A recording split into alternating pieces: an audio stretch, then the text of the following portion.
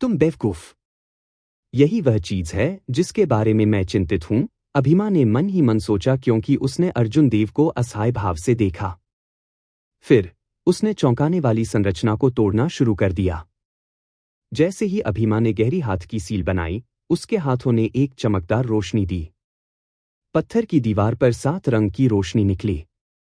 दोनों से पहले पत्थर की दीवार तेजी से फीकी पड़ गई, कम ठोस हो गई और धीरे धीरे पारदर्शी हो गई। जब उसने हाथ की सील बनाना समाप्त कर लिया, तो दीवार गायब हो गई।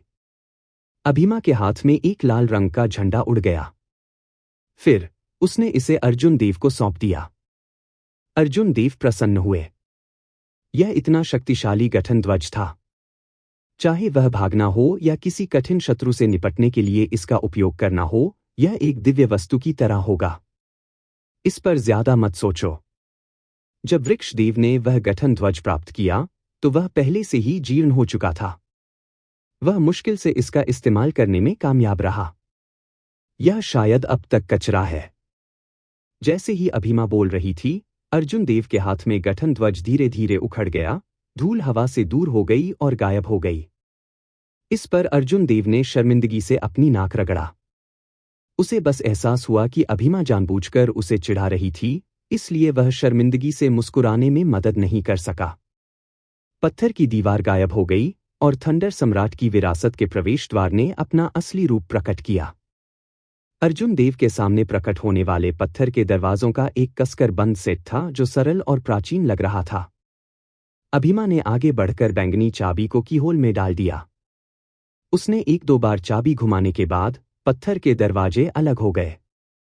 थंडर सम्राट की विरासत का प्रवेश द्वार अर्जुन देव की ओर खुल गया। बड़ी प्रत्याशा रखते हुए अर्जुन देव ने बहुत आगे बढ़ाया। वह तुरंत एक खजाने के भंडार में पहुंच गया। यह खजानों से भरा हुआ था, इतना कि यह चमकदार लग रहा था। उन्होंने कहा, इनमें से ज्यादातर वृक्षदेव की युद्ध ट्रॉफियां हैं। कुछ खजाने भी हैं जो उन्होंने ऐतिहासिक स्थलों की खोज के साथ साथ अपने स्वयं के खेती के अनुभव और ज्ञान की खोज के दौरान प्राप्त किए थे। मुझे सोचने दो कि आप जो डेथ फ्रूट चाहते हैं वह कहाँ है। यह यहाँ काफी गड़बड़ है। जैसे ही अभिमा खजाने के चारों ओर घूमती थी, उसने थंडर सम्राट की विरासत में विभिन्न खजानों की उत्पत्ति के बारे में बताया और साथ ही मृत्यु फल के स्थान को याद करने की कोशिश की। यह बहुत लंबा हो गया था। उसे याद नहीं आ रहा था कि वह कहाँ था। हालांकि अर्जुन देव का ध्यान वर्तमान में खजाने के केंद्र की ओर आकर्षित हुआ था, एक पत्थर के मंच पर एक बैंगनी क्रिस्टल की ओर। मानव सिर के लगभग आधे आकार का यह बैंगनी क्रिस्टल एक देदीप्यमान हीरे की तरह बहुत सुंदर लग रहा था। क्रिस्टल के मूल में एक फुर्तीली विद्युत प्रकाश तैर रही थी। वह प्रकाश ऐसा लग रहा था जैसे वह जीवित था। जैसे ही यह रूपों को बदलता है, इसने एक कोमल बैंगनी प्रकाश विकीर्ण किया, जो इसे देखने वाले किसी भी व्यक्ति को नशा करता है। यह विशेष रूप से अर्जुन देव जैसे बिजली के गुणित साधक के लिए था। वह सिर्फ एक नजर से पूरी तरह से मंत्रमुग्ध हो गया। यह इतना आकर्षक था कि अर्जुन देव ने अभिमा की बात नहीं सुनी, इस थंडर सम्राट की विरासत में आने का अपना प्राथमिक उद्देश्य भूल गए, मृत्यु फल। अर्जुन देव ने कुछ जल्दी में पूछा, छोटी अभिमा, उस बैंगनी क्रिस्टल में वह विद्युत प्रकाश क्या है? अभिमा, जो हर जगह मृत्यु फल की तलाश कर रही थी, ने अर्जुन देव के प्रश्न को सुनकर कुछ गुस्से से पूछा, तुम क्या देख रहे हो? क्या आपने अभी मैंने जो कहा उसका एक भी शब्द सुना? अर्जुन देव ने शर्मीली मुस्कुराते हुए पूछा, अभी तुमने क्या कहा? अभिमा गुस्सा महसूस किए बिना नहीं रह सका। जैसे ही वे अंदर गए, उन्होंने अर्जुन देव को मृत्यु फल की खोज में मदद की। अंत में, उसके इतना बोलने के बाद, उसने उसके द्वारा कहा गया एक भी शब्द नहीं सुना था। अभिमा के हाव भाव से कुछ गड़बड़ देखकर उसने जल्दी से माफी मांगी। इससे मदद नहीं की जा सकी। यह रहस्यमय बैंगनी क्रिस्टल बहुत आकर्षक था। अन्यथा अर्जुन देव उस स्थिति में नहीं आते जहां वह अभिमा की बात से बेखबर थे। वास्तव में अर्जुन देव वास्तव में काफी आश्चर्यचकित थे। ड्रैगन गेट के खजाने के भंडार में चीजें प्राप्त करने के बाद उसने थंडर सम्राट की विरासत से ज्यादा उम्मीद नहीं की थी। इसके अलावा थंडर सम्राट ने तलवारों का इस्तेमाल किया, जबकि अर्जुन देव ने कृपाण का इस्तेमाल किया। कोई वास्तविक सहायता प्राप्त करना कठिन था। कौन कल्पना कर सकता था कि जैसे ही अर्जुन देव थंडर सम्राट की विरासत में प्रवेश करेंगे, वह इस रहस्यमय बैंगनी क्रिस्टल से मंत्रमुग्ध हो जाएंगे। यह एक जन्मजात थंडर क्रिस्टल है। जब गड़गड़ाहट की इच्छा पूरी तरह से समझ में आ जाती है और वसीयत की अड़चन को दूर कर देती है, तो यह एक आत्मा क्रिस्टल के रूप में प्रकट होगी। यह जम जाएगा और बैंगनी क्रिस्टल बन जाएगा। यह उन संकेतकों में से एक है जो एक मार्शल सम्राट की ताकत को मापता है। अर्जुन देव को अचानक समझ में आ गया। जब एक कृपाण आत्मा 100% समझ तक पहुंच जाती है, तो यह एक कृपाण डोमेन बनाती है। जब गड़गड़ाहट की इच्छा आगे बढ़ती रही, तो यह एक भौतिक रूप ले लेगी, जो जन्मजात थंडर क्रिस्टल बन जाएगी। जन्मजात थंडर क्रिस्टल और गड़गड़ाहट की बाहरी इच्छा गहराई के दो पूरी तरह से अलग स्तर थे। बिजली से जुड़ी ऊर्जा के नियंत्रण में असमानता देवताओं और मनुष्यों के बीच की खाई की तरह थी। अभिमा ने आगे कहा, आप जो देख रहे हैं वह वृक्ष देव का इन्नेट थंडर क्रिस्टल है। यह पहले ही रैंक 4 पर पहुंच चुका है और अंदर एक गड़गड़ाहट आत्मा का निर्माण कर चुका है। थंडर सम्राट की विरासत के अंदर के खजाने में से यह सबसे नियमित है। सामान्य मार्शल सम्राटों के लिए उनकी विशेषता इच्छा को पूरी तरह से मजबूत करने की कठिनाई स्वर्ग में चढ़ने जैसी थी। इसके अलावा इसके लिए अत्यधिक उच्च समझ क्षमता और आकस्मिक मुठभेड़ों की आवश्यकता थी।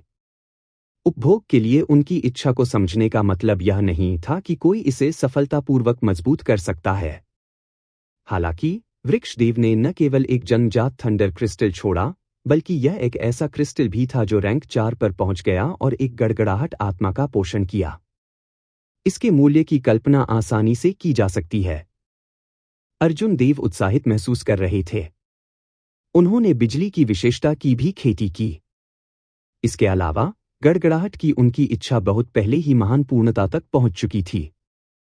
उन्होंने पूछा, अभिमा, मेरी वर्तमान शक्ति को देखते हुए क्या मैं थंडर सम्राट द्वारा छोड़े गए इन्नेट थंडर क्रिस्टल को अवशोषित कर सकता हूं? अभिमा ने मुस्कुराते हुए जवाब दिया, स्वाभाविक रूप से आप कर सकते हैं। और क्यों मैं तुम्हें थंडर सम्राट की विरासत में लाऊंगा? हालांकि आप इस समय इसे पूरी तरह से परिष्कृत नहीं कर सकते।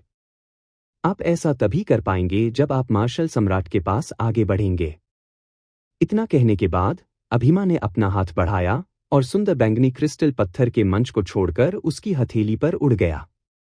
इस सहज थंडर क्रिस्टल को अपनी चेतना के समुद्र में ले जाएं और धीरे धीरे इसका उपभोग करें। याद रखें, जल्दी मत करो, अन्यथा यदि यह फट जाता है तो यह आपके दिमाग को घायल कर सकता है। यदि क्षति गंभीर है तो आप एक बेवकूफ में बदल सकते हैं। अभिमा ने गंभीर भाव से जन्मजात थंडर क्रिस्टल अर्जुन देव को सौंप दिया। उसे चेतावनियों के साथ स्नान करने के बाद उसने कहा, पहले इसे आजमाए। मैं मृत्यु फल की खोज जारी रखूंगा। इतने साल हो गए हैं, इसलिए मुझे याद नहीं है कि इसे कहाँ रखा गया था। अभिमा के हाथ से जन्मजात थंडर क्रिस्टल प्राप्त करते ही अर्जुन देव की अभिव्यक्ति कुछ गंभीर हो गई। गड़गड़ाहट की इच्छा जैसी ऊर्जा की कल्पना करना कठिन था। यह भौतिकी के नियमों की अनदेखी करते हुए उनके पिछले जीवन के तर्क को पूरी तरह से पार कर गया। बैंगनी रंग का जन्मजात थंडर क्रिस्टल अर्जुन देव की हथेली पर चुपचाप तैर रहा था। स्वाभाविक रूप से अधिक दिलचस्प बात क्रिस्टल में फुर्तीली बैंगनी बिजली की रोशनी थी। अभिमा के अनुसार यह एक वज्र आत्मा थी। केवल जब एक जन्मजात थंडर क्रिस्टल रैंक 4 पर पहुंच गया तो यह एक गड़गड़ाहट आत्मा को संघनित करेगा। एक जन्मजात थंडर क्रिस्टल जिसमें एक गड़गड़ाहट आत्मा थी, एक गड़गड़ाहट आत्मा के बिना एक से अधिक स्तर था। अब अर्जुन देव कुछ हद तक समझ गए कि थंडर सम्राट तुरंत क्यों जाएगा और थंडर सॉवरेन को चुनौती देगा जब वह अभी अभी सॉवरेन मार्शल सम्राट के लिए आगे बढ़ा था। इसके अलावा थंडर सम्राट केवल एक चाल से हार गया।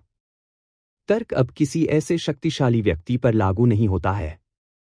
अर्जुन देव ने फिलहाल इस पर ध्यान नहीं दिया। उसने थंडर सम्राट की विरासत के चारों ओर देखा और एक प्रार्थना चटाई पाई। वह क्रॉसलेग्ड बैठ गया और अपने हाथों को एक दूसरे के ऊपर रख दिया। उनके ऊपर इन्नेट थंडर क्रिस्टल था।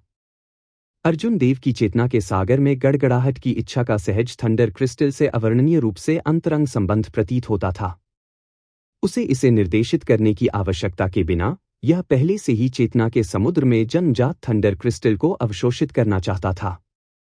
इनेट थंडर क्रिस्टल गड़गड़ाहट की इच्छा के सामने रखे गए एक महान भोजन की तरह था। गड़गड़ाहट की इच्छा को खिलाने के बजाय अर्जुन देव को उद्देश्यपूर्ण रूप से अपने आवेग को निगलने के लिए नियंत्रित करने की आवश्यकता थी, व्यवस्थित रूप से और धीरे धीरे इनेट थंडर क्रिस्टल को अवशोषित करने की आवश्यकता थी। सुंदर बैंगनी क्रिस्टल धीरे धीरे ऊपर तैरने लगा। जब यह अर्जुन देव के माथे के समान ऊंचाई पर पहुंच गया तो उसके माथे से एक मजबूत चूषण आया। उसने जन्मजात थंडर क्रिस्टल को पकड़ लिया और जल्दी से उसे चेतना के समुद्र में खींच लिया। चेतना के असीम विशाल समुद्र में अर्जुन देव की इच्छा का रूप बैंगनी बिजली तावीज उनके एक विचार के साथ प्रकाश के कई बैंगनी पतंगों में बिखर गया। बैंगनी मोट्स जो आकाश में सितारों की तरह दिखते थे ने इनेट थंडर क्रिस्टल को पतंगों की तरह एक लौ से घेर लिया। वे क्रिस्टल की सतह से चिपके रहते हुए लगातार बढ़ते रहे। प्रकाश के कई बैंगनी मोट्स नवजात शिशुओं की तरह थे जो क्रिस्टल से चिपके हुए थे और ऊर्जा को लालच से अवशोषित कर रहे थे। इनेट थंडर क्रिस्टल को अवशोषित करने की पूरी प्रक्रिया बहुत स्वाभाविक रूप से आगे बढ़ी, जिससे अर्जुन देव को ज्यादा दिशा प्रदान करने की आवश्यकता नहीं पड़ी। यह एक जन्मजात क्षमता की तरह लग रहा था। इससे उनकी काफी मेहनत बच गई। उसे बस इतना करना था कि अवशोषण को नियंत्रित करना था और जब वह अपनी क्षमता तक पहुंच गया तो रुक जाना था। जैसे ही अर्जुन देव ने इनेट थंडर क्रिस्टल में ऊर्जा को अवशोषित किया, उनके शरीर की सतह पर विद्युत चमक की एक बैंगनी चमक दिखाई दी। बिजली की चटकती चिंगारी पूरी गुफा की हवा में नाचने लगी। वह स्पष्ट रूप से गड़गड़ाहट की इच्छा को महसूस कर सकता था जो लंबे समय से आगे नहीं बढ़ी थी, तेजी से सुधार हो रहा था। कुछ ही समय में बिजली की शक्ति पर उसका नियंत्रण काफी मजबूत हो गया। अपने आप को नियंत्रित करना कठिन था। सुधार काफी नशे की लत था और यह नहीं जानने की किसी की सीमा क्या थी, विस्फोट हो सकता था। सौभाग्य से अर्जुन देव अपनी शांति बनाए रख सके। जब उसे लगा कि उसने पर्याप्त अवशोषित कर लिया है तो उसने तुरंत इनेट थंडर क्रिस्टल पर प्रकाश के बैंगनी मोटों को बिखरने के लिए मजबूर कर दिया। रोकने के लिए भारी दृढ़ संकल्प की आवश्यकता थी। इसमें शामिल कठिनाई एक नशे की लत को ड्रग्स लेना छोड़ने की तरह थी। पुसी। अर्जुन देव के माथे पर एक रोशनी चमक उठी क्योंकि उन्होंने बैंगनी रंग के इनेट थंडर क्रिस्टल को बाहर निकाला। फिर उसने अपनी आंखें खोलीं और एक लंबी सांस ली। जब उसने इनेट थंडर क्रिस्टल को देखा तो उसने देखा कि यह केवल थोड़ा सा सिकुड़ गया था। यदि कोई ध्यान से नहीं देखता है तो किसी को इस तरह के छोटे से बदलाव को नोटिस करना मुश्किल होगा, पहले से किसी भी अंतर का पता लगाने में विफल रहेगा। तो मैंने इसे केवल इतना कम अवशोषित किया। अर्जुन देव ने सावधानी से इनेट थंडर क्रिस्टल को दूर रखा और खुद से बुदबुदाया, चलो देखते हैं कि गड़गड़ाहट की इच्छा अब कितनी मजबूत है। एक विचार के साथ गड़गड़ाहट की इच्छा का रूप बैंगनी बिजली तावीज उसके माथे से उड़ गया। अर्जुन देव ने बिजली के ताबीज के साथ चारों ओर घूमते हुए उसे अपने हाथ में पकड़ लिया। मजबूत ऊर्जा के अलावा इसके बारे में कुछ और भी था। हालांकि वह इस बात पर अपनी उंगली नहीं रख सका कि यह क्या था। थोड़ी देर बाद उसकी आंखें चमक उठीं। आखिरकार उसे पता चल गया कि क्या अलग है। बिजली का ताबीज अधिक यथार्थवादी हो गया था। जैसे ही बैंगनी बिजली का ताबीज अर्जुन देव के हाथों में था, यह एक ताबीज की तरह लग रहा था, न कि गड़गड़ाहट की इच्छा का संघनित रूप। हालांकि यह ठोस जन्मजात थंडर क्रिस्टल के बराबर नहीं था, फिर भी ऐसा सुधार स्पष्ट था। अर्जुन देव प्रत्याशा महसूस किए बिना नहीं रह सके। यदि यह बिजली तावीज भविष्य में पूरी तरह से जम सकता है तो क्या इसमें भ्रामक कोहरे की झील में उस बिजली के ताबीज की कुछ आध्यात्मिकता होगी जो कुछ अप्रत्याशित प्रभाव प्राप्त करेगी? अर्जुन देव ने बिजली के ताबीज को अपनी चेतना के सागर में लौटा दिया। फिर वह खड़ा हुआ और इसे महसूस किया। यद्यपि अर्जुन देव की साधना में वृद्धि नहीं हुई, लेकिन गड़गड़ाहट की उनकी इच्छा में सुधार ने उनके युद्ध कौशल को कम से कम 20% तक बढ़ा दिया। सबसे स्पष्ट प्रभाव बिजली कृपाण आत्मा की शक्ति को मजबूत करना था। मुझे यह मिल गया। बस इसी समय अभिमा ने सुखद आश्चर्य की खुशी से रोना छोड़ दिया। अर्जुन देव ने एक भौं झुकाई और जल्दी से दौड़ पड़े। जैसा कि उसने उम्मीद की थी, वह डेथ फ्रूट खोजने में कामयाब रही थी जो वह चाहता था। यह एक उत्परिवर्तित फल था जो डेथ क्यूई पर लंबे समय तक उगा था। एक नज़र के साथ इसकी मृत्यु की घनी स्थिति ने व्यक्ति को बहुत असहज कर दिया। घोस्ट रेस और कॉर्प्स रेस के अलावा, जो दोनों ही मृत्यु की स्थिति में विशिष्ट थे, कोई और इस आभा को पसंद नहीं करेगा। यह वास्तव में मृत्यु फल है। हालांकि अभी जब अर्जुन देव ने इस प्रामाणिक डेथ फ्रूट को देखा, तो उनका चेहरा खुशी और उल्लास से भर गया। हे, मैंने तुमसे झूठ नहीं बोला, है ना? मैंने पहले ही कहा था कि यह यहां था। हालांकि मैं जीवन के फूल के साथ आपकी मदद नहीं कर सकता। इसके लिए आपको खुद पर भरोसा करना होगा। अर्जुन देव ने सावधानी से मृत्यु फल को दूर रखा और कहा, इसके बारे में चिंता करने की कोई आवश्यकता नहीं है। जब तक यह विलुप्त नहीं होता है, मुझे विश्वास है कि यह मानवदानव सागर में मिल जाएगा। अर्जुन देव इसे कैसे ढूंढेगा? बेशक, वह इसके बदले में संसाधनों का उपयोग करेगा। उसे विश्वास नहीं था कि वह इसे खोजने में सक्षम नहीं होगा यदि वह 10 बार या 100 बार इसके बदले में इसके मूल्य की पेशकश करता है। आखिरकार, जबकि जीवन का यह फूल कीमती था, यह उन अतुलनीय दिव्य जड़ी बूटियों के स्तर पर नहीं था। डेथ फ्रूट को सुरक्षित रखने के साथ अर्जुन देव ने थंडर सम्राट की विरासत में बहुत अधिक आराम महसूस किया। अब वह इधर उधर टहल रहा था। अभिमा उनके साथ एक मुफ्त टूर गाइड की भूमिका निभाते हुए बताया कि थंडर सम्राट ने प्रत्येक खजाना कैसे प्राप्त किया। उसने उस समय जो हुआ उसके बारे में बहुत विस्तार से बात की, जो घटनाओं से बेहद परिचित थी। आकार और संख्या के संदर्भ में यहाँ के खजाने निश्चित रूप से उतने बड़े या उतने नहीं थे जितने कि हेवनली स्टार आइलैंड पर ड्रैगन गेट के खजाने के भंडार थे। हालांकि उनकी कीमत भी कम नहीं थी। थंडर सम्राट की विरासत में खजाने अधिक उत्तम थे, न कि बड़ी मात्रा में ब्लैक एस्ट्रल सिक्कों या सामान्य संसाधनों के रूप में सांसारिक। ये सभी चरमगुप्त खजाने, मार्शल तकनीक, खेती की तकनीक या औषधीय गोलियां थीं। हालांकि अर्जुन देव को इन चीजों में ज्यादा दिलचस्पी नहीं थी। यहां तक कि अगर कोई सम्राट ग्रेड गुप्त खजाना था, तो वह इसका उपयोग नहीं कर सकता था। वह इसे अपने हाथों में peak king grade secret treasure के रूप में आसानी से चलाने में सक्षम नहीं होगा। अर्जुन देव ने थंडर सम्राट के साधना के अनुभव को महत्व दिया, जो कि मार्शल सम्राट तक पहुंचने के बाद उनकी खेती का विवरण देने वाले रिकॉर्ड थे। मार्शल सम्राट पहले से ही इस दुनिया के शीर्ष पर खड़े थे। जहां तक मार्शल सम्राट के बारे में जानकारी का सवाल है, चाहे वह खेती हो, उनकी मार्शल तकनीक हो या विनाशकारी शक्ति हो, दूसरों को उस साधना क्षेत्र तक पहुंचे बिना और उस दायरे में प्रवेश किए बिना समझना मुश्किल होगा। थंडर सम्राट के साधना के अनुभव के साथ अर्जुन देव को पहले से ही इस बात की झलक मिल जाएगी कि मार्शल सम्राटों का चक्र कैसा था। हालांकि अर्जुन देव कितने भी उदासीन क्यों न हों, यहाँ किसी भी एक वस्तु को नीलामी में एक बड़ी कीमत मिल जाती थी। जैसे ही अर्जुन देव इधर उधर घूम रहे थे, उन्होंने अभिमा की व्याख्या सुनी। फिर वह सिर हिलाता और वस्तु को अपनी यूनिवर्स रिंग में स्वीप करता था। यह खजाने कृपाणों का एक सेट है जिसे 7 घातक पापों के रूप में जाना जाता है। व्यक्तिगत रूप से वे घमंड, ईर्ष्या, क्रोध, आलस्य, लालच, लोलुपता और वासना है। यह सब दिव्य हथियार हैं। उस समय वृक्षदेव ने अपने मूल गुरु को हराने के लिए बहुत प्रयास किया और कृपाण के इस सेट को प्राप्त किया। इतना खराब नहीं। 7 दिव्य हथियारों के साथ वे शायद एक उत्कृष्ट दिव्य हथियार के रूप में शक्तिशाली है। वे वास्तव में अच्छी वस्तुएं हैं। मैं उन्हें रखूंगा। यह एक स्नो जिनसिंग किंग है जो 50,000 वर्षों तक जीवित रहा। यह एक मार्शल सम्राट को अपनी खेती को 100 साल की खेती तक बढ़ाने की अनुमति दे सकता है। उस समय वृक्षदेव ने इसे संप्रभु मार्शल सम्राटों के एक समूह की नाक के नीचे से छीन लिया था, यह सोचने के लिए कि यह मार्शल सम्राटों की खेती को भी बढ़ा सकता है। यह वास्तव में एक जड़ी बूटी राजा होने के योग्य है। मैं इसे रखूंगा। यह एक मेडियल ग्रेड गहन मार्शल तकनीक है। दुर्भाग्य से यह एक तलवार तकनीक है, इसलिए आप इसे नहीं सीख सकते। हाँ, यह दुर्भाग्यपूर्ण नहीं है। दुनिया में कृपाण की तुलना में तलवारों का उपयोग करने वाले अधिक लोग हैं। इसकी कीमत बहुत बढ़ सकती है। मैं इसे रखूंगा।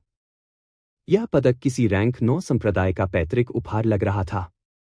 मुझे यकीन नहीं है कि यह संप्रदाय अभी भी मौजूद है या नहीं। पैतृक अनुरक्षण? तो यह एक साधारण वस्तु नहीं होनी चाहिए। मैं इसे रखूंगा। यह आत्मा आकर्षक घास है। यह आत्मा को पोषण देने के लिए एक शिखर श्रेणी की दिव्य जड़ी बूटी है। इसी तरह इसका उच्च मूल्य भी है। है। परंतु रख नहीं सकते। मुझे यह चाहिए। जब तक अभिमा ने अपनी सारी व्याख्याएं पूरी की, तब तक गुफा में एक भी खजाना नहीं बचा था। अर्जुन देव ने पहले ही उन सभी को अपनी यूनिवर्स रिंग में रखा है।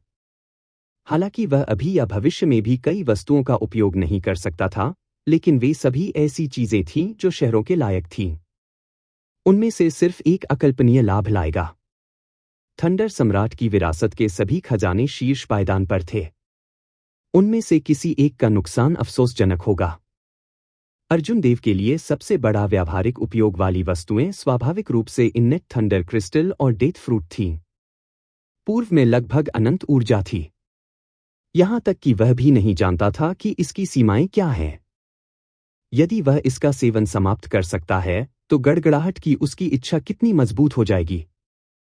शायद वह मार्शल सम्राट के लिए आगे बढ़ने से पहले गड़गड़ाहट की अपनी इच्छा को मजबूत करने में सक्षम हो सकता है, जिससे वह अपना खुद का जन्मजात थंडर क्रिस्टल बना सके। उत्तरार्ध के लिए इसकी व्यावहारिकता बिना कहे चली गई। यह जीवन और मृत्यु कला की खेती के लिए आवश्यक 2 वस्तुओं में से एक था। अभिमा ने खाली गुफा के चारों ओर देखा। फिर उसने कुछ अवाक होकर आह भरी। यहां से थंडर सम्राट ने इस दुनिया पर जो सबसे बड़ा निशान छोड़ा था, वह चला जाएगा। अभिमा ने कहा, अर्जुन देव, मैं यहां थोड़ी देर और रुकना चाहूंगी। अर्जुन देव ने अपना सिर हिलाया, यह संकेत देते हुए कि वह समझ गया है। एक कहावत थी, जब वह चीज देखती है तो व्यक्ति के बारे में सोचती है। इस स्थान पर लौटने के बाद अभिमा उस व्यक्ति और अतीत के मामलों के बारे में सोचने बिना नहीं रह सका। इन्नेट थंडर क्रिस्टल ने अर्जुन देव को पूरी तरह से चौंका दिया। इसे ठीक से पचाने के लिए भी उसे कुछ समय बिताने की जरूरत थी। अभी तक अर्जुन देव के लिए अपनी खेती बढ़ाना बहुत मुश्किल था।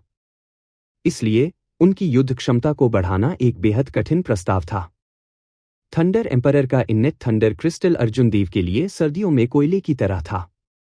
जैसे ही अर्जुन देव ने इन्नेट थंडर क्रिस्टल में ऊर्जा को अवशोषित किया, उन्होंने खुद को बिजली कृपाण आत्मा की मजबूत शक्ति से परिचित कराया। इसलिए वह कुछ भी नहीं करने के लिए ऊब नहीं गया था। 1 घंटे बाद अभिमा ने चाबी गुफा में फेंक दी और भारी दरवाजों को बंद कर दिया, जिससे इन पत्थर के दरवाजों के पीछे थंडर सम्राट के इतिहास को पूरी तरह से सील कर दिया गया।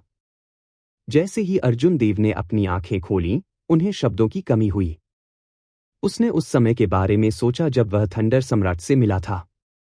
फिर भी वह एक सच्ची मुलाकात नहीं थी, बल्कि सिर्फ एक आध्यात्मिक चिन्ह थी जिसे थंडर सम्राट ने पीछे छोड़ दिया था। हालांकि इस एक मुलाकात के माध्यम से अर्जुन देव को पता चल गया कि थंडर सम्राट किस तरह का व्यक्ति है। उन्होंने महसूस किया कि थंडर सम्राट की मृत्यु अत्यंत दुर्भाग्यपूर्ण थी। अर्जुन देव ने अपने दिल में रहस्य को सुलझाने और एक दिन थंडर सम्राट के हत्यारे को खोजने की कसम खाई, उस दुश्मन को मारने के लिए जो पर्दे के पीछे इतनी गहराई से छिपा हुआ था। अभिमा ने अपनी सामान्य अभिव्यक्ति को कुछ हद तक बरामद किया, एक फीकी मुस्कान पर डाल दिया। अब कहाँ जाना है? क्या हम जीवन के फूल के बारे में समाचार देखने के लिए सीधे एक बड़े व्यापारी संघ के पास जा रहे हैं, या हम पहले संबित कबीले में जा रहे हैं? अर्जुन देव ने जवाब देने में संकोच नहीं किया, चलो पहले संबित कबीले में चलते हैं। जिस चीज का मैंने उनसे वादा किया था उसे जल्द से जल्द निपटाना सबसे अच्छा है। मैं यह भी जानना चाहता हूं कि मेरी ताकत आधे कदम वाले मार्शल सम्राट से कितनी दूर है। अगर कुछ भी अप्रत्याशित नहीं हुआ, तो फरहान निश्चित रूप से वर्मा कबीले के आधे कदम वाले मार्शल सम्राट को संबित कबीले में अपने कड़वे अनुभव के बारे में बताएगा। इसलिए अर्जुन देव ने विशेष रूप से संबित कबीले को निर्देश दिया कि अगर आधे कदम वाले मार्शल सम्राट आते हैं, तो देरी करने या इधर उधर भागने की कोशिश करें और आमने सामने न भिड़े। इससे निपटने के लिए उन्हें उसके लौटने का इंतजार करना था।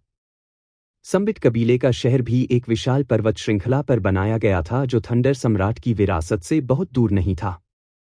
बहुत अधिक समय बिताए बिना अर्जुन देव सिटी लॉर्ड्स निवास की ओर वापस चले गए। जैसे ही अर्जुन देव उतरे, उन्हें लगा कि कुछ गड़बड़ है। सिटी लॉर्ड्स रेजिडेंस के प्रवेश द्वार पर एक भी गार्ड नहीं था। सिटी लॉर्ड्स रेजिडेंस का साइन बोर्ड भी 2 भागों में टूट गया था। एक भारी युद्ध की आभा हवा में बनी रही। जल्दी से प्रवेश करते ही अर्जुन देव के हाव भाव बदल गए।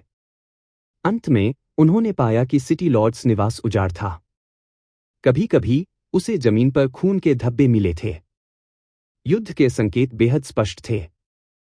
हालांकि लड़ाई बहुत तीव्र नहीं थी क्योंकि सिटी लॉर्ड्स निवास की इमारतें अभी भी अपेक्षाकृत बरकरार थीं।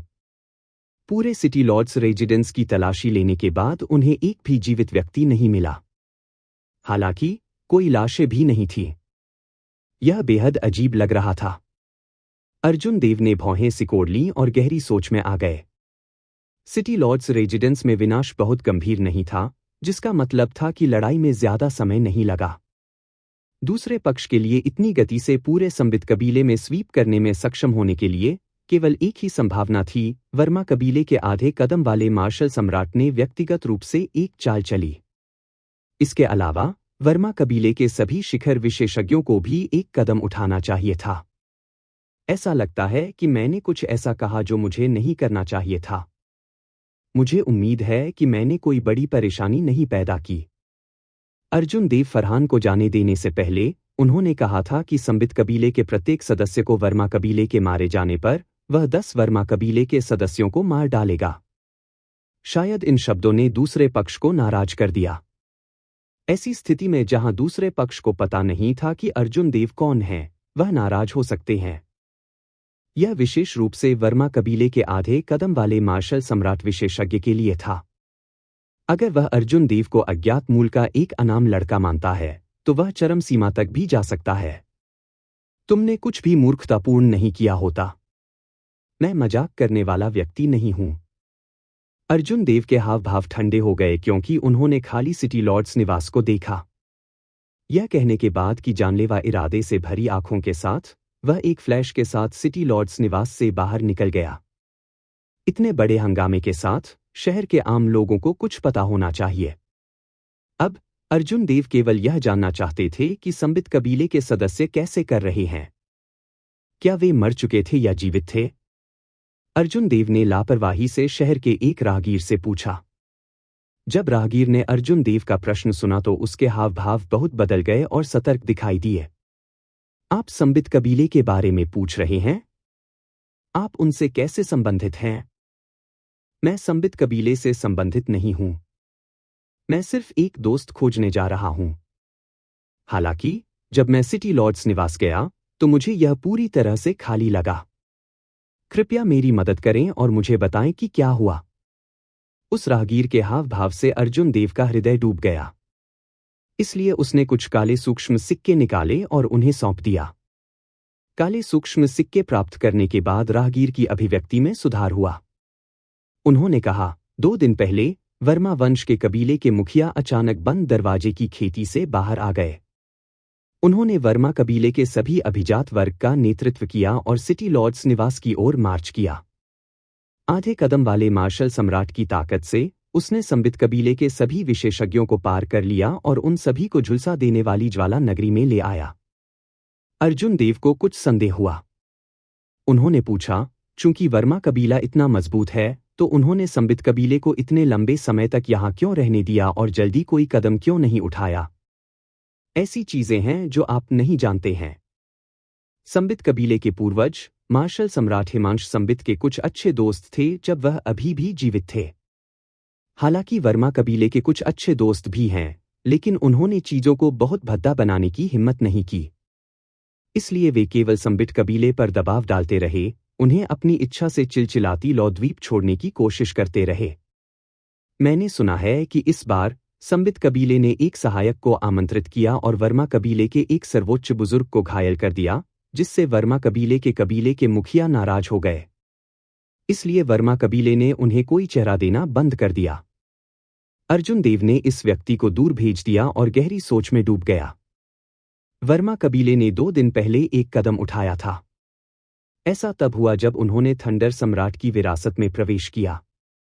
वर्मा कबीले ने वास्तव में बहुत तेजी से काम किया। ऐसा लग रहा है कि फरहान ने मेरी चेतावनी पर कोई ध्यान नहीं दिया। क्या वह वास्तव में सोचता है कि मैं सिर्फ एक महान पूर्णता अर्धसम्राट हूं? ऐसा लगता है कि मैं वास्तव में कभी कभी बहुत उदार होता हूं। जैसे ही अर्जुन देव हवा में उड़ गए, एक प्रकाश चमक उठा। फिर वह चिलचिलाती फ्लेम सिटी की ओर बढ़ गया, जो द्वीप के केंद्र में था। उन्होंने अपने फ्रीडम विंग्स को फहराया और थंडर ड्रैगन स्टेप्स को अंजाम दिया, जो सबसे बड़ी गति से उड़ रहा था। अर्जुन देव को यह जानकर कुछ आश्चर्य हुआ कि गड़गड़ाहट की उनकी इच्छा के मजबूत होने के साथ बिजली से संबंधित ऊर्जा पर उनका नियंत्रण आसान हो गया था। 1 कदम, 2 कदम, 3 कदम।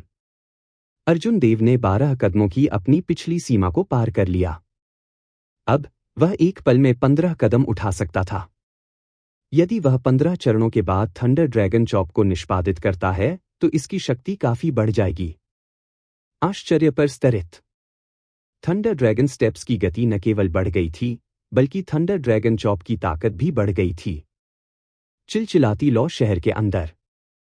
शहर के सबसे बड़े प्लाजा में संबिट कबीले के प्रमुख, बुजुर्ग और शिष्य सभी रस्सियों से बंधे हुए थे और कई काश्तकारों की आंखों के सामने प्लाजा पर घुटने टेक रहे थे। वे सभी गंभीर रूप से घायल हो गए। घुटने टेकने वाले हर सदस्य के बगल में एक वर्मा कबीले का सदस्य था, जिसके हाथ में एक बड़ी कृपाण थी। केवल एक आदेश के साथ संबित कबीले के सभी सदस्यों का सिर कलम किया जा सकता था, बिना किसी पूर्ण लाश के मर सकते थे। वर्मा कबीले के प्रमुख फरहान और विभिन्न वर्मा कबीले के किसान प्लाजा में एक ऊंचे मंच पर खड़े थे। वे सभी ऊपर से संबिट कबीले के सदस्यों के समूह को ठंड से देख रहे थे। वर्मा वंश के कबीले के प्रमुख यशवीर वर्मा बीच में बैठे थे। उसके बूढ़े चेहरे ने एक ठंडा, जानलेवा इरादा दिया। उसने अपने चेहरे पर कोई भाव नहीं दिखाया, लेकिन उससे जो शक्ति बहती थी, उसने उसे देखने वाले किसी भी व्यक्ति में गहरा भय पैदा कर दिया। आधे कदम वाले मार्शल एम्परर की आभा के साथ यशवीर वर्मा स्वाभाविक रूप से वहां बैठकर ही आकर्षण का केंद्र बन गए। यशवीर वर्मा ने संबित कबीले के मुखिया की ओर देखा और कहा, टाइगर संबित, आपको इस बात पर बहुत स्पष्ट होना चाहिए कि मैंने इतने वर्षों तक आपके संबित कबीले का पीछा क्यों नहीं किया और उन्हें क्यों नहीं मारा। उन्होंने कहा, ऐसा नहीं है कि मैं यशवीर वर्मा सक्षम नहीं हूं। यह है कि आपके मृत पूर्वज पर अभी भी कुछ प्रभाव है। हालांकि यह मत सोचो कि इस वजह से मैं वास्तव में आपके साथ कुछ नहीं कर सकता। संबित कबीले के प्रमुख टाइगर संबित थके हुए दिखाई दिए, उनका शरीर घावों से भरा हुआ था। उसने विनती की, मैं इस बार गलत था। मैं ज्यादा नहीं मांगता। आप मेरे संबित कबीले के जूनियर्स को जीने का एक तरीका कैसे दें? उनकी खेती को अपंग करें और उन्हें साधारण लोग बनने दें। जब तक वे जीवित हैं, यह पर्याप्त होगा। यशवीर वर्मा ने ठंडे स्वर में कहा, अब तुम मुझसे भीख मांगना जानते हो? ऐसा नहीं है कि मैंने आपको मौका नहीं दिया। यह सिर्फ इतना है कि आपने इसे संजोया नहीं था। इसके अलावा आपने मेरे वर्मा कबीले के कई बुजुर्गों को घायल करने के लिए भी किसी को बुलाया। अधिक दुस्साहस की बात यह है कि उस व्यक्ति ने कहा कि प्रत्येक संबित कबीले के सदस्य को हम मारते हैं, वह मेरे वर्मा कबीले के 10 लोगों को मार डालेगा। यह पूरी तरह से हास्यास्पद है। अंत में यशवीर वर्मा के हाव भाव गुस्से में आ गए और वह अचानक खड़े हो गए। आधे कदम वाले मार्शल सम्राट की मजबूत आभा तुरंत फैल गई, जिससे जो किसान देख रहे थे वे अनैच्छिक रूप से पीछे हट गए। आज मैं तुम्हारे पूरे संबित कबीले को मारने जा रहा हूं। आइए देखें कि आप कैसे बदला लेने जा रहे हैं। जैसे ही यशवीर वर्मा ने यह कहा, घुटने टेककर बैठे संबित कबीले के सभी सदस्यों ने अपने हाव भाव बहुत बदल दिए, जिससे उनकी आसन्न मृत्यु पर भय पैदा हो गया। टाइगर संबित ने अपने दांत भींच लिए, लेकिन उसने अपनी आंखों में ज्यादा भय नहीं दिखाया, केवल कुछ पछतावा था। संबित कबीले के आज अपनी वर्तमान स्थिति में गिरने का अर्जुन देव से कोई लेना देना नहीं था। वह सिर्फ ट्रिगर था। टाइगर संबित को इसे बहुत पहले आते देखना चाहिए था। उनके पूर्वज का एहसान इतने लंबे समय तक नहीं रहेगा। एक व्यक्ति के जाने के बाद चाय ठंडी हो गई। कोई फर्क नहीं पड़ता कि उसके पूर्वज कितने गौरवशाली थे, वह अब केवल एक मृत व्यक्ति था। इसके अलावा संबित कबीले के पूर्वज को पहले ही 500 साल हो चुके थे। समय बीतने के बाद वे पिछले रिश्ते पहले से ही विश्वसनीय नहीं रह गए थे। हालांकि टाइगर संबित ने इसे स्पष्ट रूप से नहीं देखा था। उसने सोचा था कि धीरे धीरे चीजों को बाहर खींचने से नए खून से एक अवसर आएगा, जिससे संबित कबीले को फिर से चिलचिलाती लौ द्वीप का अधिपति बनने की अनुमति मिलेगी। दुर्भाग्य से ऐसा दिन नहीं आया। इसके बजाय टाइगर संबित ने जाने का अपना अवसर खो दिया, जिसके परिणामस्वरूप उसके पूरे कबीले पर कब्जा कर लिया गया, दूसरों द्वारा अपनी इच्छानुसार मार दिया गया। दरअसल टाइगर संबित को दोष नहीं दिया जा सकता था। यदि वह अपने पूर्वज के वादे को पूरा करने की कोशिश नहीं करता, तो वह इस चिलचिलाती ज्वाला द्वीप पर नहीं रहता। जहां तक टाइगर संबित की कबीले के सबसे मजबूत गुट बनने की लालसा का सवाल है, वह अपने संबित कबीले के बुजुर्गों की तुलना में इसके बारे में बहुत अधिक उदासीन था।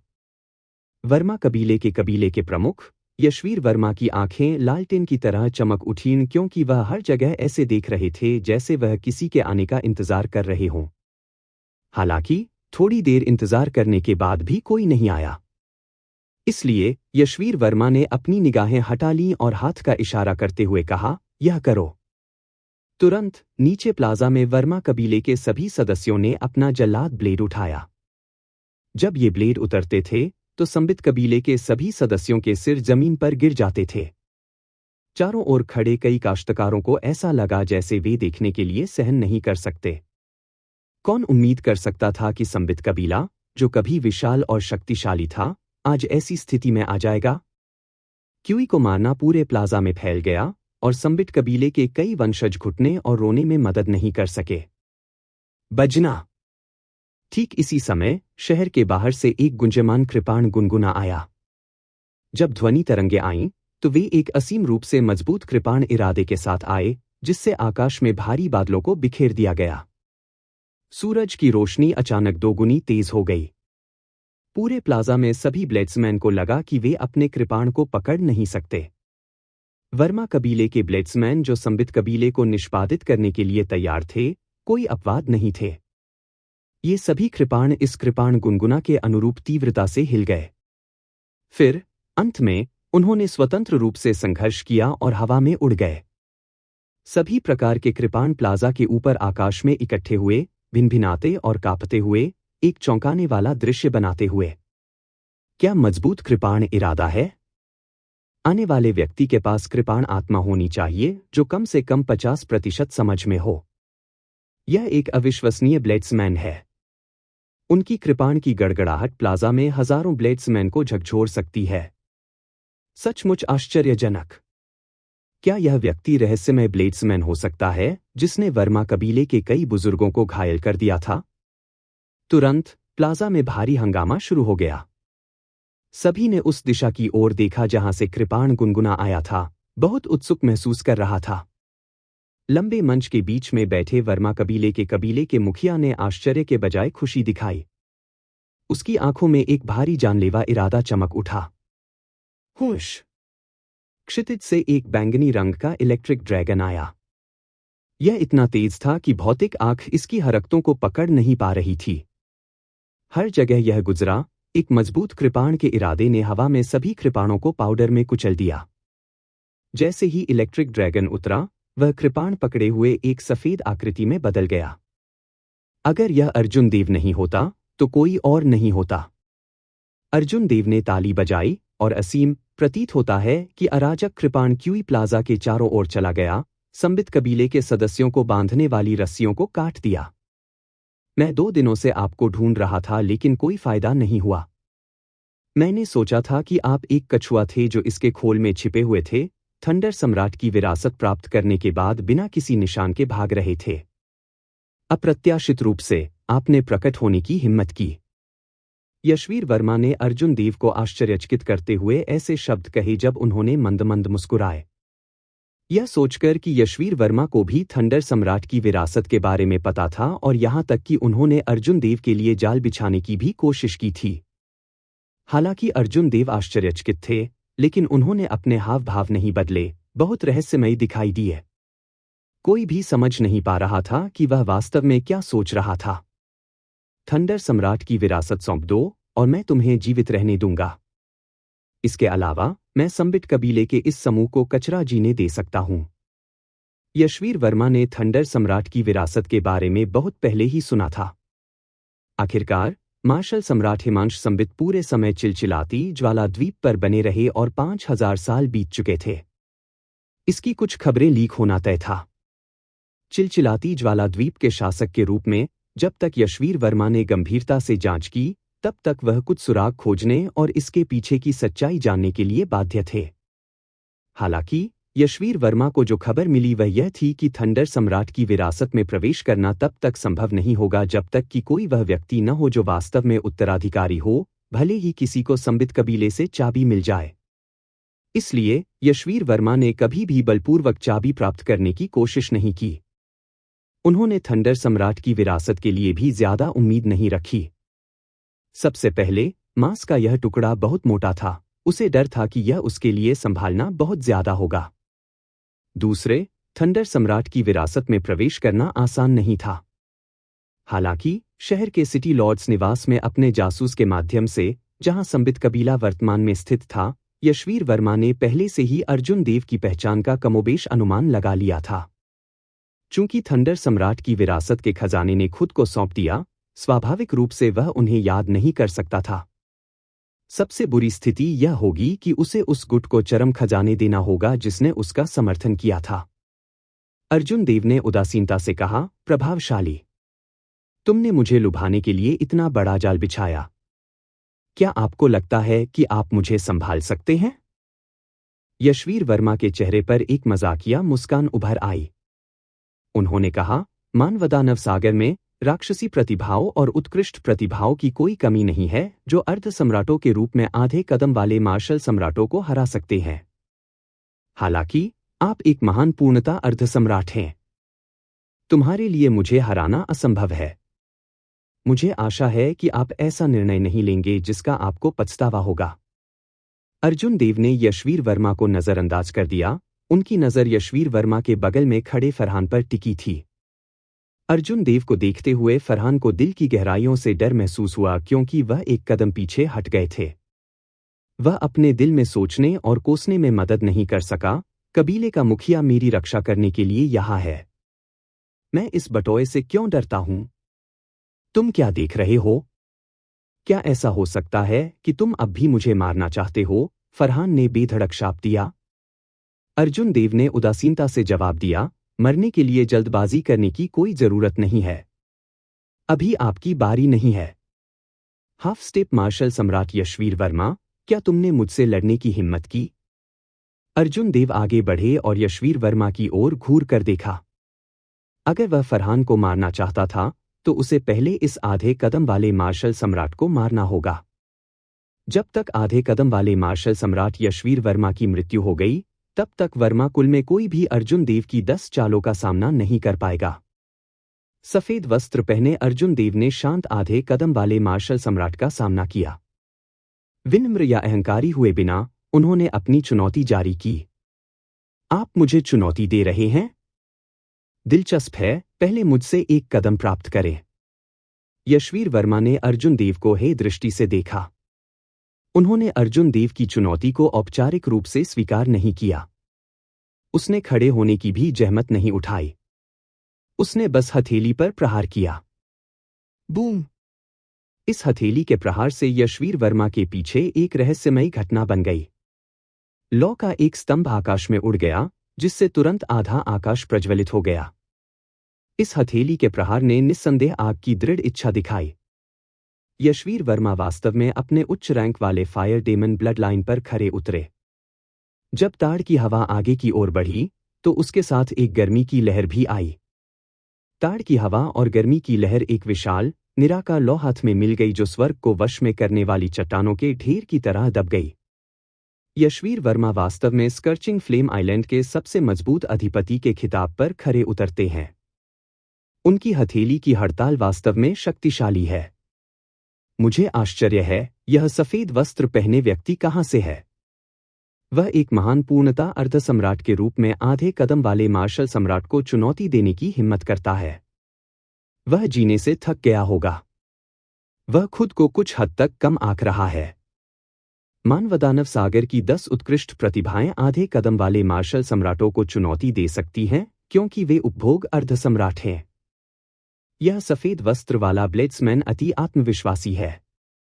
ऐसा लगता है कि प्राचीन काल से कुछ लोग आधे कदम वाले मार्शल सम्राट को चुनौती देने के लिए 2 खेती ग्रेड को पार कर सकते हैं। यशवीर वर्मा की ताकत को देखने के बाद अर्जुन देव की आस से भरी भीड़ ने अब यशवीर वर्मा का साथ दिया। उन्होंने सिर हिलाया और आह भरी। मुझे आशा है कि आप इस तरह से प्रसारण जारी रख सकते हैं, अर्जुन देव ने उदासीनता से उत्तर दिया। उसने जमीन से धक्का दिया और गड़गड़ाहट की अपनी इच्छा को उजागर किया, जो लगभग चरम पर पहुंच गया समाप्ति।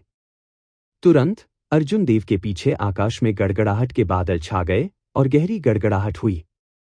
इसकी विशाल और राजसी आभा यशवीर वर्मा के जलते हुए आकाश को अभिभूत करती प्रतीत होती थी। यह अभी भी पर्याप्त नहीं है। एक विचार के साथ अर्जुन देव ने अपनी 70% समझ में आने वाली कृपाण आत्मा को बाहर निकाला। कृपाण आत्मा और गड़गड़ाहट की इच्छा विलीन हो गई, जिससे बिजली कृपाण आत्मा का निर्माण हुआ। अर्जुन देव बिजली से जलते हुए एक तेज दिव्य अस्त्र की तरह बन गए। जैसे ही हथेली की हड़ताल निकटती आई, उसने अपना लूनर शैडो कृपाण खींचा। एक शानदार कृपाण प्रकाश निकला, साथ ही आकाश में बिजली गिर रही थी और गड़गड़ाहट हो रही थी। एक चिल्लाहट के साथ अर्जुन देव ने यशवीर वर्मा की जलती हुई हथेली के प्रहार को तोड़ दिया, जिसमें एक जबरदस्त आभा थी, अपनी कृपाण से, आसानी से और लापरवाही से। अर्जुन देव आभा के मामले में यशवीर वर्मा से कमजोर नहीं थे। अर्जुन देव ने यहां सभी को चुपचाप बताने के लिए सबसे सरल तरीका अपनाया कि यशवीर वर्मा के पास उनके सामने प्रसारण करने की योग्यता नहीं है। यह यशवीर वर्मा के चेहरे पर एक जोरदार तमाचा की तरह था। सफेद वस्त्र धारण करने वाले अर्जुन देव न केवल उनसे लड़ने के योग्य थे, बल्कि उन्होंने यशवीर वर्मा द्वारा उनका परीक्षण करने के लिए इस्तेमाल की जाने वाली मार्शल तकनीक को भी आसानी से तोड़ दिया। मार डालो। चूंकि यह अर्जुन देव का पहली बार आधे कदम वाले मार्शल सम्राट का ठीक से सामना करना था, इसलिए उन्होंने गड़गड़ाहट की अपनी मजबूत इच्छा और 70% समझी हुई कृपाण आत्मा को उजागर करते हुए बिल्कुल भी पीछे नहीं हटे। उन्होंने गड़गड़ाहट की अपनी समाप्ति इच्छा और अपनी 70% समझी गई कृपाण आत्मा का उपयोग अपने कई विशाल, घने और शुद्ध स्वर्गीय नियमों के साथ मिलकर किया। अर्जुन देव यशवीर वर्मा से ताकत में बिल्कुल भी नहीं हारे। यशवीर वर्मा भले ही आधे कदम के मार्शल सम्राट थे, लेकिन अर्जुन देव कमजोर नहीं थे।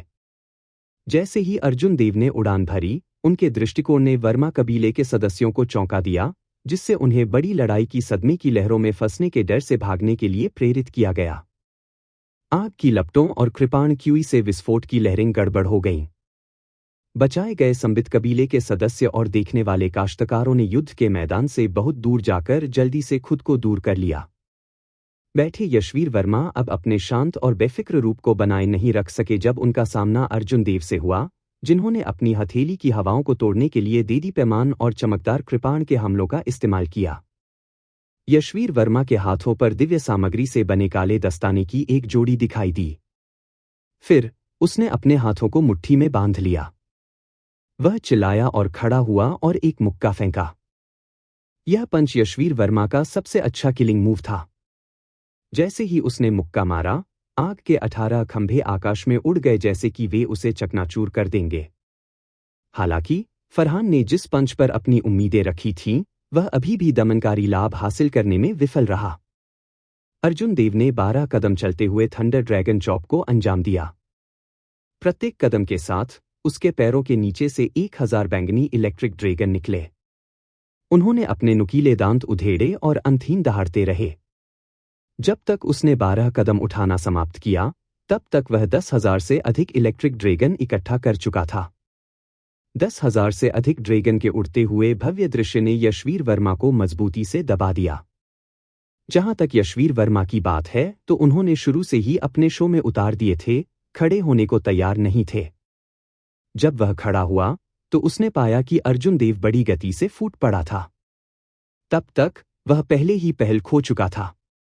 यशवीर वर्मा को प्रसारण करने की कीमत चुकानी पड़ी। पैंग! कृपाण की रोशनी और मुट्ठी की रोशनी टकरा गई। दोनों के पैरों के नीचे तुरंत अनगिनत दरारें खिल गईं, जो पूरे प्लाजा में फैल गईं और उखड़ गईं। प्लाजा के आसपास की सभी इमारतों के तुरंत ढह जाने के कारण हर जगह धूल उड़ गई। यशवीर वर्मा के होठों के एक कोने से खून बह निकला। अर्जुन देव के अत्याचारी कृपाण प्रहार ने उन्हें जमीन में गहराई तक गिरा दिया। यशवीर वर्मा की आंखों में डरावनी झलक तब आई जब उन्हें पता चला कि अर्जुन देव पर उनका सबसे बड़ा फायदा बेकार है। यशवीर वर्मा को नहीं पता था कि क्या हो रहा है। अर्जुन देव, जो केवल एक महान पूर्णता अर्धसम्राट थे, के पास गड़गड़ाहट की चरम समाप्ति इच्छा थी, जो उनकी अपनी इच्छा से भी अधिक मजबूत थी। इसके अलावा अर्जुन देव की कृपाण आत्मा 70% समझ तक पहुंच गई, जो बेहद अविश्वसनीय, पूरी तरह से अकल्पनीय थी। यशवीर वर्मा को विचार करने के लिए अधिक समय दिए बिना अर्जुन देव ने उनकी पहल का लाभ उठाया और ऊपरी हाथ हासिल करते हुए एक और 1000 वर्षीय आधिपत्य प्रतिष्ठान भेजा। अर्जुन देव के रूप में बड़ी संख्या में शहर दिखाई दिए। जब उसने अपनी कृपाण घुमाई तो उसने एक शक्तिशाली राजवंश को साकार करने के लिए राजत्व की अपनी दबंग हवा का इस्तेमाल किया, जो 10,000 वर्षों तक बिना गिरे चला था। कृपाण प्रकाश में राजवंश ने 1000 साल के भाग्य को आगे बढ़ाया। जब अर्जुन देव की वज्र की इच्छा अपने चरम पर पहुंची, तो उन्होंने इस 1000 वर्षीय आधिपत्य स्थापना के बारे में नई समझ प्राप्त की थी। हर बार जब उन्होंने इसे अंजाम दिया, तो उन्होंने पिछली बार की तुलना में सुधार किया। अंतहीन रहस्यमय घटना के भीतर शाही राजधानी में एक के बाद एक आकृतियां दिखाई दी। वे जहां थे वहीं घुटने टेक दिए और जोर से चिल्लाए, हमारे सम्राट, एज़ियो ड्रैगन किंग। लंबे समय तक जीना, लंबे समय तक जीना, जिंदाबाद। नोट: लंबे समय तक जीवित रहे अंग्रेजी समकक्ष है। शाब्दिक अनुवाद 10,000 वर्ष, 10,000 वर्ष, 10,000 वर्ष होगा। मूल रूप से यह सम्राट का अभिवादन है, जिसमें कहा गया है कि वह 10,000 साल तक जीवित रहे।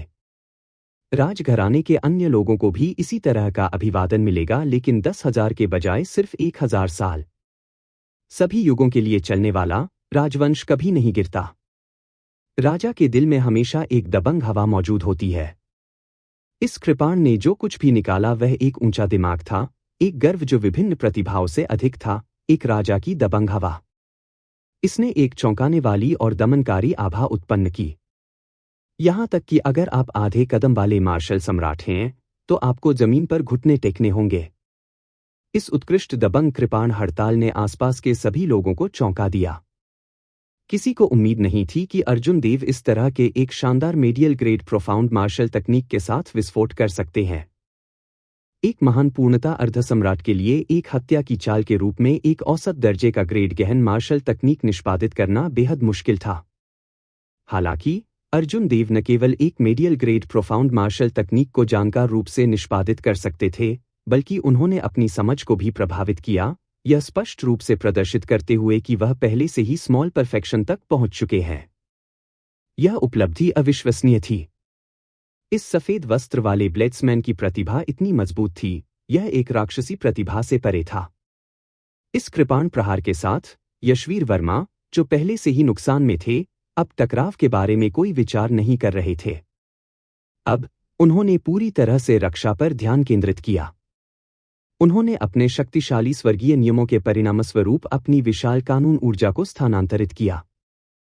हर दिशा में हवा चल रही थी। क्योंकि दुनिया की बहुत अधिक शक्ति संचालित हो रही थी, इसलिए दुनिया हर किसी की आंखों के सामने घूमने लगी। बेशक दुनिया वास्तव में घूम नहीं रही थी। यह सिर्फ इतना था कि दुनिया को संचालित करने की शक्ति बहुत विशाल थी, जिससे दुनिया घूमने का भ्रम पैदा हो रहा था। दृढ़ निश्चयी मन वाला एक मजबूत व्यक्ति इस भ्रम को भेदने और सही दृश्य देखने में सक्षम होगा। यशवीर वर्मा के पीछे आग की लपटों की एक मोटी दीवार जम गई। घनी लपटें यथार्थवादी दिव्य अग्नि ईंटों में बदल गईं, जो एक बहुत मोटी और घनी दीवार में ढेर हो गईं।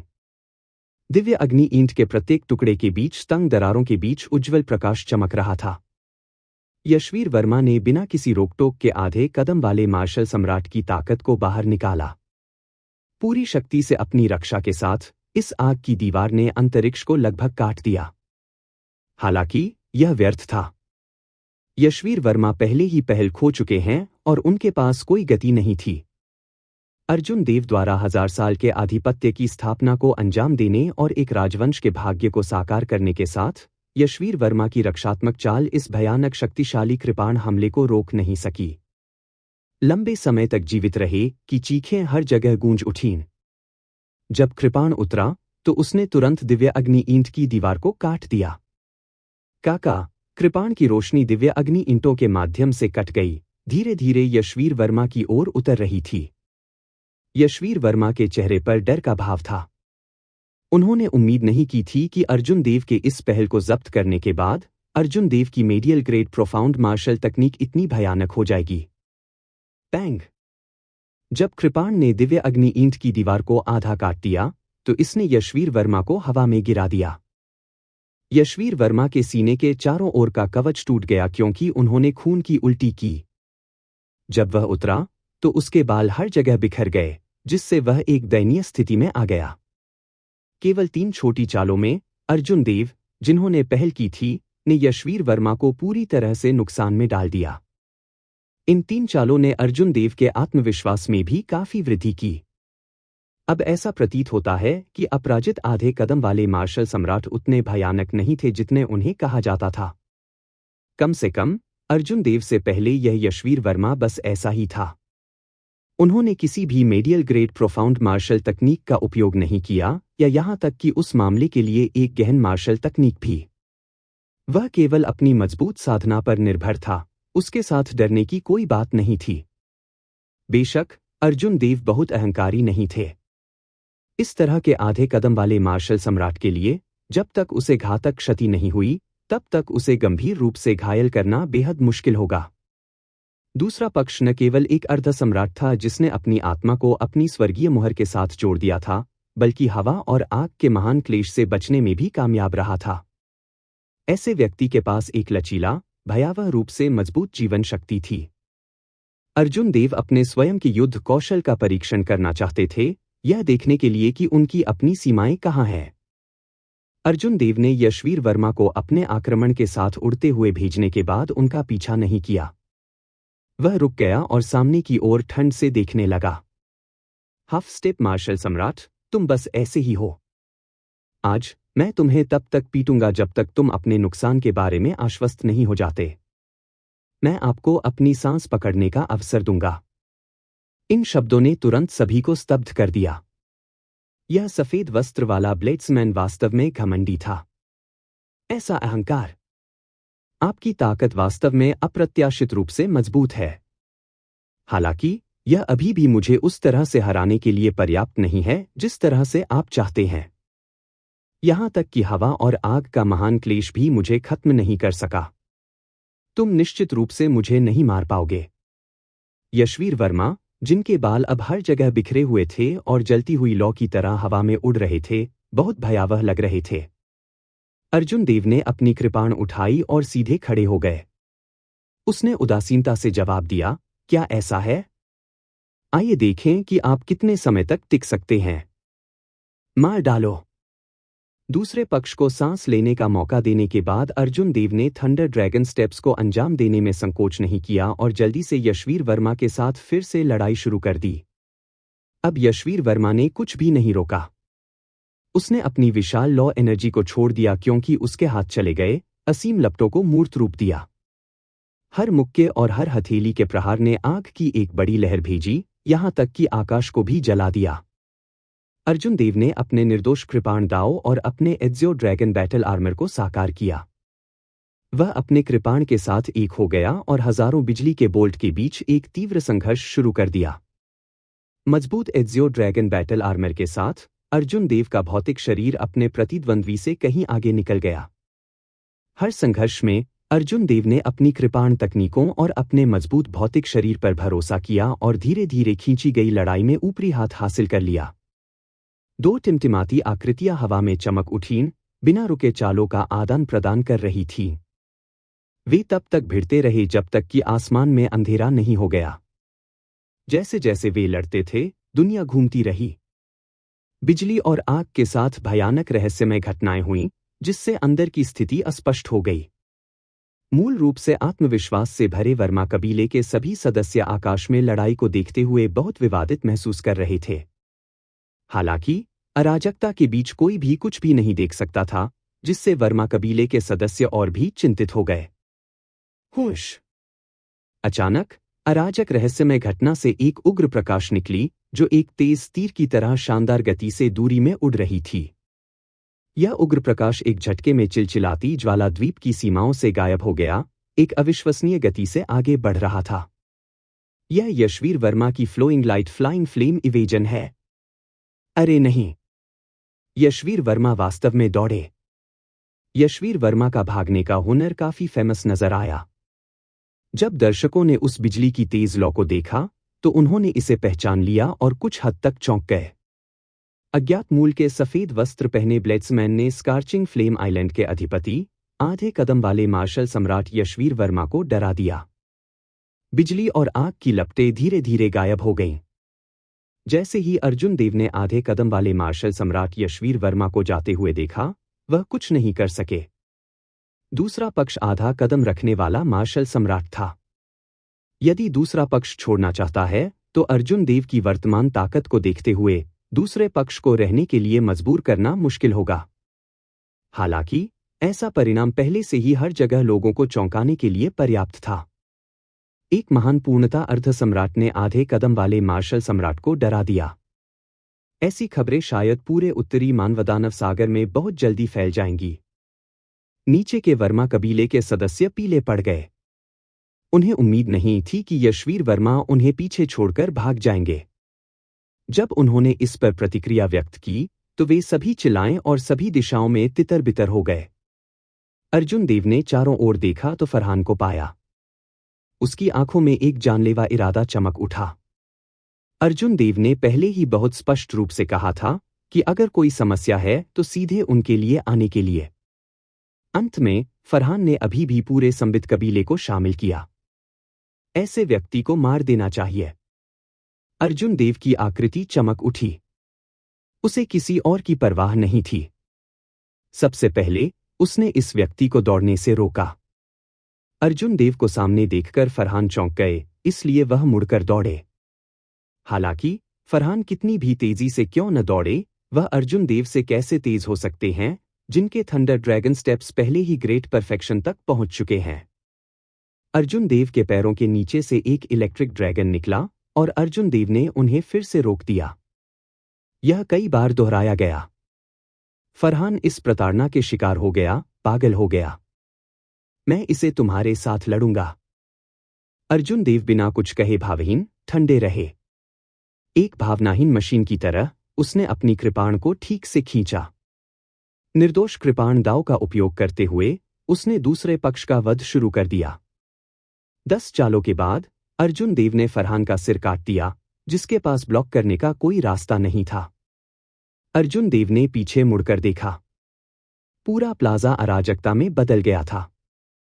वर्मा कबीले के सभी किसान जल्दी से भाग गए थे, लगभग कोई निशान नहीं छोड़ते थे।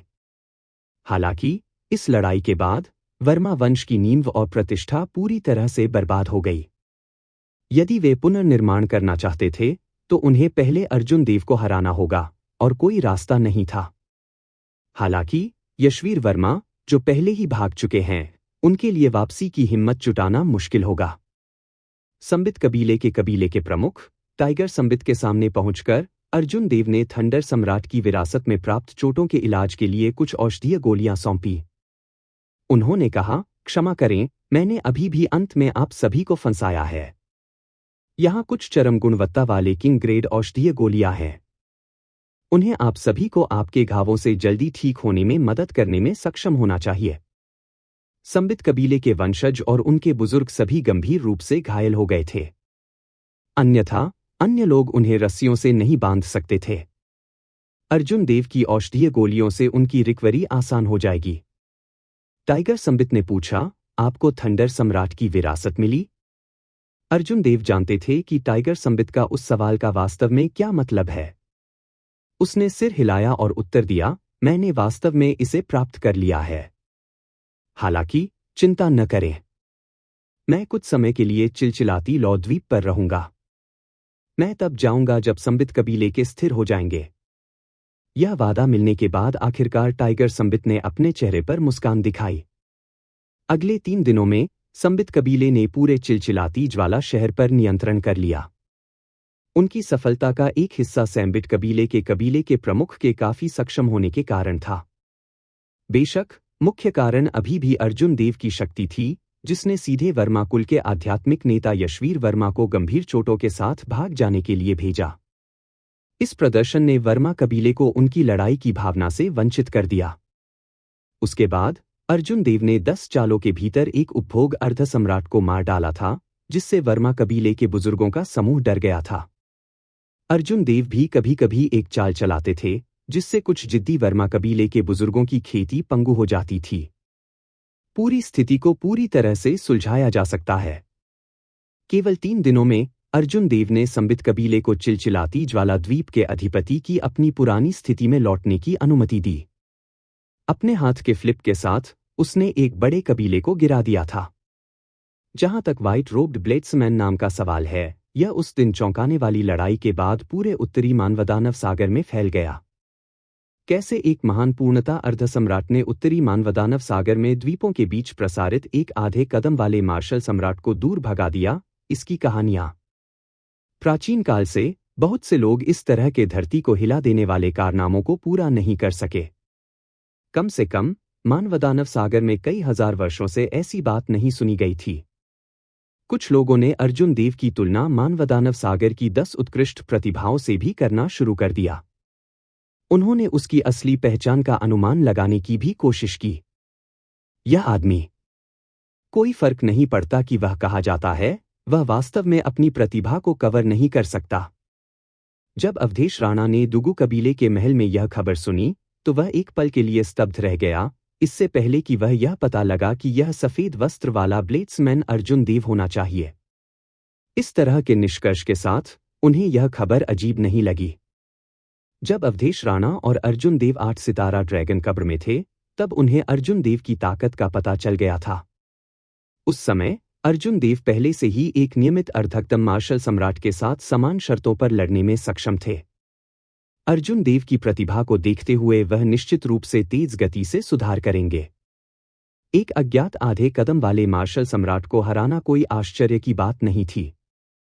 जहां तक अर्जुन देव की तुलना 10 उत्कृष्ट प्रतिभाओं से करने की बात है, अवधेश राणा ने यह सोचकर ही मनोरंजन की बौछार कर दी। मानवदानव सागर की 10 उत्कृष्ट प्रतिभाओं में से कौन सी पहले से ही 40 वर्ष से अधिक पुरानी नहीं थी? वे सभी अर्जुन देव से कम 10 साल बड़े थे, बस कोई तुलना नहीं थी। इसके बावजूद अवधेश राणा का दृढ़ विश्वास था कि शीर्ष 5 के अलावा जो अर्जुन देव के खिलाफ अपनी पकड़ बना सकते हैं, उनमें से निचली रैंक वाले उनके लिए कोई मुकाबला नहीं होंगे।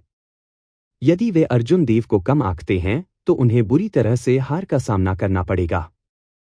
यंग मास्टर, मिस शालिनी मेघ यहाँ है। वह बड़े हॉल में आपका इंतजार कर रही है। जैसे ही अवधेश राणा गहरी सोच में था, एक नौकर ने उसे टोक दिया। हालांकि जब उसने सुना कि नौकर ने क्या कहा, तो उसने अपनी नाखुश अभिव्यक्ति वापस ले ली। ठीक है, चलो चलते हैं। अवधेश राणा ने खुद से बुदबुदाया, वह यहाँ कैसे है? क्या यह मानवदानव स्वर्ग के कारण है? चिलचिलाती लौ द्वीप पर वापस अर्जुन देव ने शांत आंगन में अकेले खेती की, जिसे टाइगर संबित ने उनके लिए व्यवस्थित किया था। संबित कबीले द्वारा झुलसाने वाली ज्वाला द्वीप पर स्थिति को स्थिर करने के बाद अर्जुन देव ने जाने की जल्दी नहीं की। एक तरफ उन्होंने घायल यशवीर वर्मा के वापस आने का इंतजार करने के बारे में सोचा ताकि वह उन्हें खत्म कर सके। दूसरी ओर अर्जुन देव भी अपनी ताकत को स्थिर करना चाहते थे। यह बिना कहे चला गया कि थंडर सम्राट की विरासत से सबसे बड़ा लाभ इनेट थंडर क्रिस्टल था, जिसने उसे जबरदस्त सहायता प्रदान की। इनेट थंडर क्रिस्टल ने गड़गड़ाहट की अपनी इच्छा को चरम समाप्ति तक पहुंचने की अनुमति दी। इसके अलावा इसने गड़गड़ाहट की उसकी इच्छा के रूप को और अधिक आध्यात्मिकता प्राप्त करने की अनुमति दी। यदि अर्जुन देव ने अब अपनी इच्छा का रूप धारण कर लिया और बिना किसी विशाल दृष्टि के एक नियमित साधक को दिखाया, तो वे यह नहीं बता पाएंगे कि यह वज्र की इच्छा थी। अर्जुन देव ने इन्नेट थंडर क्रिस्टल की ऊर्जा को अवशोषित करना जारी रखा। 7 दिनों के बाद उसने महसूस किया कि गड़गड़ाहट की उसकी इच्छा अपनी सीमा तक पहुंच गई है, एक ऐसे स्तर पर पहुंच गई है जहां इसे अब सुधारा नहीं जा सकता था। थंडर एम्परर का इन्नेट थंडर क्रिस्टल भी छोटा हो गया। बैंगनी क्रिस्टल के अंदर तैरने वाली गड़गड़ाहट आत्मा स्पष्ट रूप से मूर्त थी। अर्जुन देव जानते थे कि यह उनकी गड़गड़ाहट की सीमा थी और इसे और बेहतर नहीं किया जा सकता था। यदि अर्जुन देव को इसमें और सुधार करना था तो उन्हें इसे तोड़ने और एक जन्मजात थंडर क्रिस्टल बनने की आवश्यकता होगी। उनकी वर्तमान खेती को देखते हुए थंडर एम्परर के इन्नेट थंडर क्रिस्टल को जबरन अवशोषित करना एक सफलता को प्रेरित करना बहुत जोखिम भरा था। आखिरकार कई नियमित मार्शल सम्राट अपनी वसीयत को एक जन्मजात क्रिस्टल में आगे नहीं बढ़ा सकते थे। यह निराकार को पदार्थ में बदलने का एक गुणात्मक परिवर्तन था। ऐसा कहा जाता था कि इन्नेट थंडर क्रिस्टल को समझने और बनाने के बाद कोई भी बिजली की वास्तविक शक्ति के साथ साथ इसकी कई रहस्यमय विविधताओं को समझने में सक्षम होगा। जिस क्षण निराकार साकार हो जाता है, शरीर और आत्मा को बिजली का बपतिस्मा लेना पड़ता है। इस समय अर्जुन देव केवल एक महान पूर्णता अर्धसम्राट थे। थंडर एम्परर के इन्नेट थंडर क्रिस्टल के साथ भी उसने जल्दबाजी में तोड़ने का प्रयास करने की हिम्मत नहीं की। इस स्तर पर यदि अर्जुन देव अपने युद्ध कौशल को और बढ़ाना चाहते हैं तो उन्हें अपनी 70% समझ में आने वाली कृपाण आत्मा पर ध्यान केंद्रित करना होगा। एक नियमित अर्धसम्राट की खेती के अनुसार अर्जुन देव पहले से ही अपने वर्तमान साधना ग्रेड में सभी इंद्रियों में एक अड़चन तक पहुंच गए थे। अर्जुन देव को आगे जो करने की आवश्यकता थी वह चुपचाप अपनी आत्मा को स्वर्गीय मुहर के साथ चेतना के समुद्र में विकसित करना और फ्यूज करना था, जो एक सम्राट के हृदय का अस्पष्ट रूप बन गया था। यदि कोई अवसर नहीं थे या यदि समझने की क्षमता अपर्याप्त थी तो कोई भी जीवन भर इस स्तर पर अटका रहेगा। पर्याप्त समझ क्षमता के साथ कोई भी इस स्तर पर केवल कुछ समय के लिए ही रहेगा, जो 2 या 3 साल या शायद दशकों तक हो सकता है। जब कोई सभी सही शर्तों को पूरा करता है तो वह स्वाभाविक रूप से उपभोग अर्धसम्राट के रहस्यों को समझ सकता है, जिसे शब्दों से समझाया नहीं जा सकता है। अर्जुन देव के पास निश्चित रूप से पर्याप्त समझने की क्षमता थी। हालांकि उनके पास इंतजार करने के लिए इतना समय नहीं था। भले ही समय सिर्फ 2 या 3 साल का हो, वह इसे बर्दाश्त नहीं कर सकता था। मार्शल सम्राट के लिए आगे बढ़ने के 5 वर्षों में से वह पहले ही 1 वर्ष से अधिक का उपयोग कर चुका था। उसके पास ज्यादा समय नहीं बचा था। अर्जुन देव को पहले से ही एक सम्राट के हृदय को संघनित करने की आवश्यकता थी, फास्ट ट्रैक लेते हुए और उन 2 या 3 वर्षों के इंतजार को छोड़कर सीधे उपभोग अर्धसम्राट के पास आगे बढ़ते हुए। दूसरे शब्दों में, उसे जीवन के फूल की आवश्यकता थी। इसके अलावा उसे इसकी तत्काल आवश्यकता थी।